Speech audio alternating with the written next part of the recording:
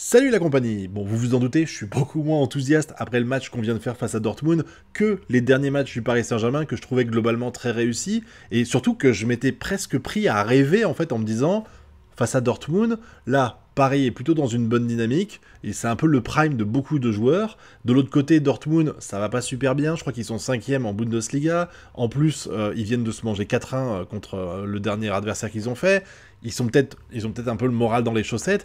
Il y a moyen de moyenner quelque chose et on pourrait éventuellement gagner 1-2-0 pour se mettre à l'abri. Et finalement, la physionomie du match, elle me donne complètement tort. Et pourtant, quand on voit la fiche là, enfin la composition de départ, il a reconduit, Enrique, l'équipe qu'il y avait eu contre le Barça, et c'était du bon, hein, on se rappelle de ce qui s'est passé, même si, toujours, Ruiz, je sais pas ce qu'il fout là, mais en même temps, on a un milieu de terrain catastrophique, malgré ce que peut dire, enfin pas catastrophique, mais en fait, on n'a rien derrière.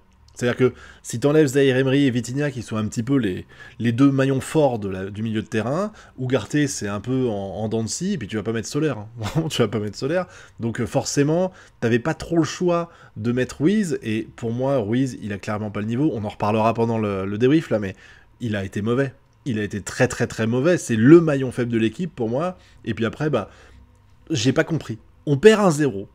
Enrique, des fois, il fait 5 changements. Il a le droit à faire 5 changements, c'est normal. Il en a fait 2. 2, les gars. 2 remplacements. Et en plus, il y en a un, ça a été imposé par le fait qu'il fallait remplacer le pauvre Hernandez qui s'est blessé. Ce qui veut dire qu'en fait, véritablement, il a fait un choix tactique.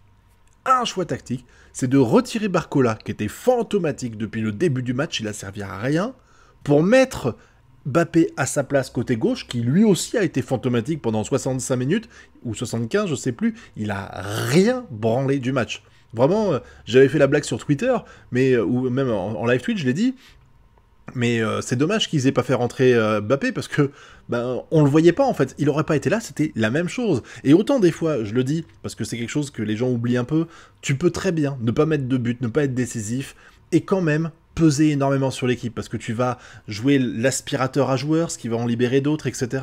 Il y a plein de façons d'être utile sur un terrain sans forcément avoir besoin de marquer, sans même des fois avoir besoin d'avoir la balle. Des fois, il suffit juste d'occuper les défenseurs pour libérer des espaces pour les autres joueurs, et c'est nickel. Mais là, on peut même pas dire ça. Mbappé, il a raté la plupart des contrôles qu'il a fait, enfin des contrôles, il a raté la plupart des passes qu'il a fait, la plupart des dribbles sont pas passés non plus. Il y a vraiment rien eu de sa part, ça a été fantomatique, donc dégager Barcola, mettre Mbappé à sa place, pour mettre Kolo Muani. Pour mettre Kolo Muani. Mais à quel moment? Je veux dire, là, le championnat, il est fini. On l'a gagné, le championnat. On peut le dire à 99%, c'est sûr qu'on a gagné. Ou même maintenant, c'est peut-être à 100%, je sais plus au moment où je fais cette vidéo. Mais pourquoi? T'as déjà mis Kolo Muani face à des équipes comme Le Havre et compagnie, et il n'arrive pas à mettre un but. Il arrive à rien faire, il met pas un pied devant l'autre. Pourquoi? Quand tu vois un Kolo Muani qui a pas confiance en lui, que tu mets plus sur le terrain, à juste titre, il est mauvais. Pourquoi tu le mets à un moment où on a besoin... On gagnerait 4-0 contre Dortmund et t'auras envie de lui faire plaisir en le rentrant sur le terrain parce que c'est son anniversaire.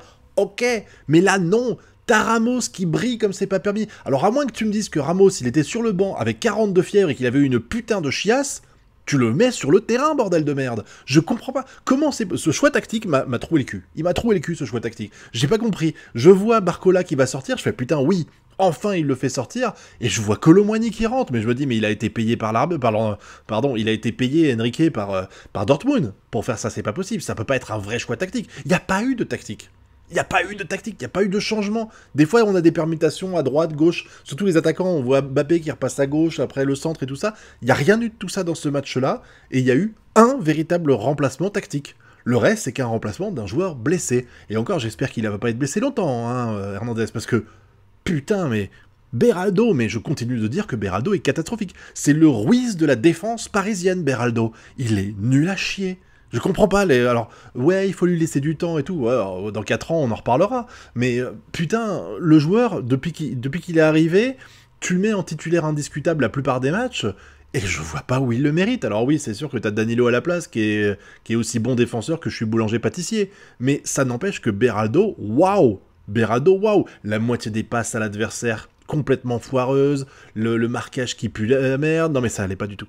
Ça n'allait pas du tout, c'était d'une tristesse abyssale. Heureusement qu'il y avait Marquinhos sur le terrain, même si c'est sa faute si on se prend le but parce que il couvre le joueur. Derrière, il a fait un taf monstrueux, Marquinhos. Il a fait un taf monstrueux. C'est côté gauche que ça allait pas avec Nuno Mendes, mais comment je peux en vouloir à Nuno Mendes, en fait? Parce que, déjà, bon, là, il y a eu des complications pour lui, on voit bien qu'il s'est fait manger par ses adversaires, mais en même temps, à côté de lui, il avait Beraldo pour l'aider, hein, et encore une fois, j'ai dit, Beraldo, c'est une tanche, et en plus de ça, le point fort de Nuno Mendes, c'est un peu le même que Hakimi, c'est qu'ils ont un potentiel offensif qui est assez incroyable, ils peuvent vraiment beaucoup aider, voire même jouer des fois les attaquants ou les ailiers de fortune. Donc ils sont vraiment très bons pour ça. Et là, bah, autant Hakimi, il était aidé parce qu'il était du côté de Dembélé, il avait l'aide en plus derrière de Vitinha, qui pouvait le supporter, le suppléer un petit peu. Et on sait qu'en général, quand Hakimi monte, derrière, tu as Warren Zaïre-Emery qui prend la place. Donc ça permet de partir serein. Tu pars serein, tu sais qu'il y a Emery qui prend ta place. Nuno Mendes, il a qui en fait? Il avait Barcola en attaque, qui a pas été bon, donc en fait combiner avec lui c'est compliqué, et quand il montait, il devait compter sur Ruiz pour prendre sa place et suppléer. Non mais c'était mort. Enfin, je dis pas ça pour défendre Nuno Mendes, il a pas été bon, mais il est pas aidé quoi, voilà, on va dire les choses telles qu'elles sont quoi. Donnarumma il a fait le taf, je suis vraiment déçu qu'il soit pris le but. Je pense qu'il y avait peut-être moyen de moyenner quelque chose pour l'éviter, mais en même temps, il a tellement fait des trucs bien après que on va pas s'en plaindre. Et en attaque, bah, je crois que je l'ai dit que Mbappé a servi à rien, hein, donc je vais peut-être pas me répéter ici, mais Mbappé, vraiment, il n'a rien fait du tout. Je vais radoter 2 secondes, hein, mais comme je l'ai dit, tu peux être sur le terrain et ne pas marquer, mais apporter quelque chose, occuper les défenseurs pour faire bouger les lignes et tout ça. Là, il l'a pas fait. Il l'a pas fait. Il a été vraiment très très mauvais. Barcola, Mbappé, même combat. Et de toute façon, même on voit Dembélé, il faisait la moitié de ses tirs à 35 mètres parce qu'on était incapable d'aller dans la surface. C'était fini. À part, évidemment, quand on perd 1-0 et qu'on doit créer le jeu et tout ça, bah on a un peu plus avancé, on s'est découvert, mais on a quand même tenté. Et puis à un moment donné, t'as la phase où on fait 2 poteaux d'affilée, là, oh là là, putain, mais ça devrait tellement rentrer, là. On a dominé à un moment donné, je précise, parce qu'on a pué la merde. Je crois que la première mi-temps, on a fait 0 ou 1 tir cadré. C'est tristounet quand même, hein, c'est tristounet. Mais moi, j'en veux pas beaucoup. Enfin, j'en veux pas spécialement aux joueurs parisiens. J'en veux surtout aux joueurs de Dortmund qui ont juste su déjouer la stratégie de Enrique et où j'ai eu le sentiment que Enrique n'a jamais tenté quoi que ce soit. Il est là le problème, en fait, pour moi. Enrique n'a rien tenté. C'est la conclusion. Je te dis, de toute façon, faire rentrer Kolo Muani, c'est la preuve que t'as rien tenté. Mais bon, je lui en veux quand même à mort de pas avoir fait rentrer Ramos. Hein. Je ne comprends pas. Franchement, j'ai pas regardé s'il y a eu une interview après match et tout ça, j'imagine que oui, mais j'espère que les journalistes lui ont demandé, mais pourquoi vous avez pas fait rentrer Ramos? Pourquoi vous avez fait rentrer Hakimi? Enfin, pas Hakimi, Kolo Muani. Je comprends pas. Bon, il va envoyer chez les supporters, enfin les journalistes qui lui posent la question en disant c'est moi qui décide, c'est moi qui suis dans l'équipe, je vois tout, parce que voilà, il est un peu hautain et puis il doit être de mauvaise humeur après s'être mangé 1-0, mais je vois même pas comment tu peux justifier le choix Kolo Muani. C'est impossible pour moi. N'importe qui, même Asensio, même Lee, ça aurait été plus cohérent. C'est dire à quel point Kolo Muani, il est au fond du trou et tu le mets pas là. T'as plus confiance en lui. Il a plus confiance en lui-même. Et il n'arrive pas à enquiller 3 passes correctes ou un tir réussi quand il joue déjà face à des petites équipes en Ligue 1 où il n'y a plus de pression. Alors imagine en demi-finale de C1 face à son ancien club. C'était déjà mort de base. Je comprends pas ce choix. C'est du suicide. C'était le suicide stratégique de ta part, là. Puis bon, Dembélé, en fait, on est revenu au Dembélé qui s'est pas aligné de tir, quoi. Il est là, il tentait de loin, parce qu'il voyait bien qu'on n'arrivait pas à avancer, parce que les défenseurs de Dortmund, eux, ils ont réussi vraiment à nous bloquer la plupart du temps, mais tous les tirs qu'ils faisaient, ils étaient complètement foireux. Dédicace spéciale à Fabian Ruiz, qui a quand même réussi l'exploit. On dit des fois que les joueurs ont les pieds carrés, lui, il a une putain de tête carrée, quoi. La première action, la passe, le caviar que fait Marquinhos, t'as pas le droit de rater ça, putain. T'as pas le droit. Que tu la tapes et que le gardien fasse un exploit pour l'arrêter, je veux bien. Mais putain, tu la cadres au moins, bordel de merde. C'est incroyable d'être aussi mauvais. Franchement, là, c'est vraiment problématique, en fait. T'es en demi-finale de C1 et t'as des joueurs comme Fabian Ruiz sur le terrain qui ont rien à faire là. Il a rien à faire là. Il a rien à faire en Ligue 1 déjà. En tout cas, pas au Paris Saint-Germain. Alors en demi-finale de C1, mais c'est catastrophique. Je vois pas d'autres mots. C'est catastrophique la performance de Fabian Ruiz. Au niveau de Mbappé, de Dembélé, voilà, Dembélé il n'a pas été aussi mauvais, mais au niveau de Barcola, etc. Vraiment, c'était triste en fait. C'était triste quoi. Et vraiment, je vous dis, j'en veux plus à Dortmund d'avoir eu une stratégie qui a permis vraiment de museler nos joueurs, plus que véritablement à nos joueurs d'avoir été mauvais, parce que pour moi, une des raisons pour lesquelles ils n'ont pas été bons, c'est clairement parce que Dortmund les a complètement muselés. Chose que les clubs de Ligue 1 n'arrivent pas à faire, que le Barça n'a pas réussi à faire, mais on n'a jamais fait de contre-attaque, par exemple, quasiment. Quasiment jamais. À chaque fois, en fait, ils étaient tellement en bloc bas, et il y avait les 4 défenseurs qui étaient alignés là, et en fait, tu vois que les Parisiens, ils galèrent. Dès qu'il faut réussir à passer un bloc bas, dès qu'il faut réussir à dribbler 3 joueurs pour réussir à marquer, ou à faire une passe, et réussir à faire la passe, et à passer à côté des 3 joueurs adverses pour pouvoir avoir l'allié qui arrive à la récupérer et qui marque derrière, c'est compliqué, on l'a déjà vu, hein, c'est la même chose depuis le début de la saison, et là c'est encore le cas, la plupart des buts qu'on met, c'est des contre-attaques. C'est des contre-attaques, et Dortmund, eux, ils le savent, et ils ont fait en sorte qu'on n'ait pas de contre-attaque, ou presque, quoi. Donc oui, on a des Dembélé qui tentent à 35 mètres de distance, parce que ils ont conscience qu'ils pourront pas avancer plus. On a un Mbappé qui a l'habitude de courir comme un lièvre sur une ouverture pour marquer un but, et ça c'est incroyable quand il le fait, mais là, bah, il en a eu aucune. Puis en plus, je trouve vraiment que dès qu'il est dans l'axe, c'est fini. C'est comme s'il avait plus son mojo, comme il a plus envie. C'est ah bah je suis dans l'axe, ok, je branle rien. C'est incroyable de voir ça. Vraiment, c'est triste. Mais comme j'ai dit, ça m'inquiète pas pour la suite. Ça m'inquiète pas pour la suite parce que je sens que le Paris Saint-Germain a les moyens, clairement, de gagner au parc, de faire un 3-1, 2-0 ou autre. Vraiment, je sais pas pourquoi. J'ai ça dans la tête depuis le début. C'est-à-dire que autant le match contre le Barça, j'étais vraiment blasé. Quand j'ai vu le match contre le Barça, on a perdu 3-2. Je me suis dit, putain, je suis dégoûté, on va être disqualifié contre le Barça. Honnêtement, je voyais pas Paris réussir à renverser la tendance au Barça. Ce qui m'a fait très très plaisir, évidemment, comme tous les supporters du Paris Saint-Germain. Et vous allez dire, ouais, mais Marco, faut garder le moral, faut avoir la foi.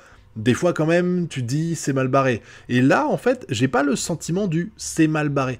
Surtout que maintenant qu'il n'y a plus les trucs de goal average, il n'y a pas l'histoire du si jamais il marque un but, faut qu'on en marque 3 pour passer. Il n'y a plus ce délire-là. Donc en fait, perdre 1-0 à l'extérieur, dans une demi-finale allée de Ligue des Champions, en fait, c'est beaucoup moins problématique qu'il y a 3-4 ans, quand il y avait ce système du goal average double quand on marque à l'extérieur. Et l'idée qu'on ait le match retour où il suffit de mettre un but, et évidemment ne pas s'en prendre un pour tenir et après en mettre éventuellement un deuxième, gagner sur penalty. On a Donnarumma, je rappelle que Donnarumma c'est le gardien de l'Italie et que l'Italie c'est les champions du monde de j'attends gentiment les tirs au but et je fais un exploit pour réussir à gagner une compétition. On a des exemples à l'appel, soyons d'accord. Donc je suis plutôt serein en fait. Je sais pas. Là aujourd'hui, je trouve que Paris Saint-Germain, même après le 1-0, je pense que Paris Saint-Germain va se qualifier face à Dortmund. En espérant aussi qu'il y ait le fameux sursaut d'orgueil, parce qu'il y a aussi ça.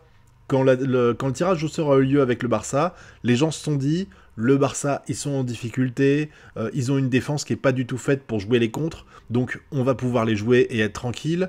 Finalement, on se mange 3-2 à domicile. Réaction d'orgueil, et aussi merci à Rojo d'avoir été nul à chier, on arrive à gagner au retour 4-1, et là, en fait, je me dis, on s'était dit qu'on avait fait le plus dur, pour certains, j'en fais pas partie, et Dortmund, c'est un adversaire qui paraît sur le papier moins fort que le Barça. Si on a réussi à secouer le Barça, on devrait réussir à s'en sortir face à Dortmund.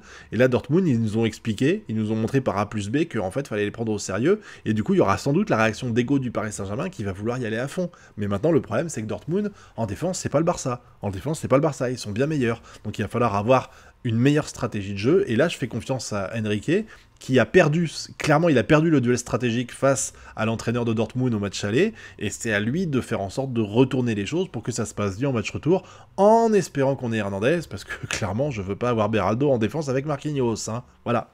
Donc n'hésitez pas à me dire ce que vous avez pensé du match, vous, et aussi si vous êtes optimiste pour le match retour, moi je le suis, j'y crois à mort, donc on verra ça bientôt, c'est dans une semaine, dans 6 jours je crois, mardi prochain, parce que je me trompe pas. Donc on aura l'occasion d'en reparler, voilà. En attendant, pouce bleu, abonnement, partage, et on se retrouve bientôt pour de prochaines vidéos. Tchuss!